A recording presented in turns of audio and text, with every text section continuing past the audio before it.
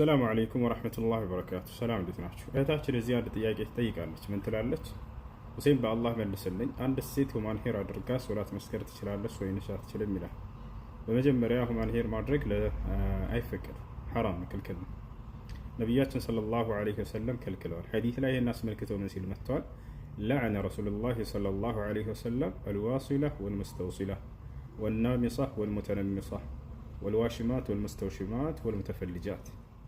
ምናሉ ነቢያችን ሰለላሁ ዐለይሂ ወሰለም ወይም ሐዲስ ላይ ምን ይላል? የአላህ መልእክተኛ ነቢ ሰለላሁ ዐለይሂ ወሰለም ጸጉር የምትቀጥልንና የምታስቀጥልን፣ ቅንድብ የምትቀነድብንና የምታስቀነድብን፣ ንቅሳት የምትነቀስንና የምትነቅስን፣ ልክ እንዲሁ ፍንጭት የምታስፈነጭንና የምትፈነጭን፣ እነዚህን ሁሉ ረግማቸዋል ነቢ ሰለላሁ ዐለይሂ ወሰለም ይላል።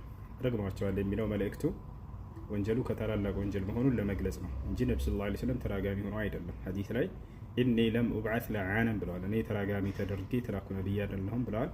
ወኢነማ ቡዒስቱ ረሕማ፣ እኔ በእዝነት የተላኩ ነብይ ነኝ ብለዋል።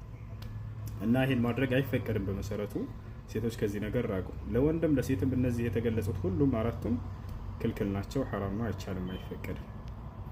አይ ነገር ግን ያንን ለብሳ እንደ አጋጣሚ ሳታውቅ ሰግዳ ከሆነ ሶላቱን ውድቅ አያደርገውም፣ ነጃሳ እስካልሆነ ድረስ። በመሰረቱ ግን መልበስ አይፈቀድም ራቁት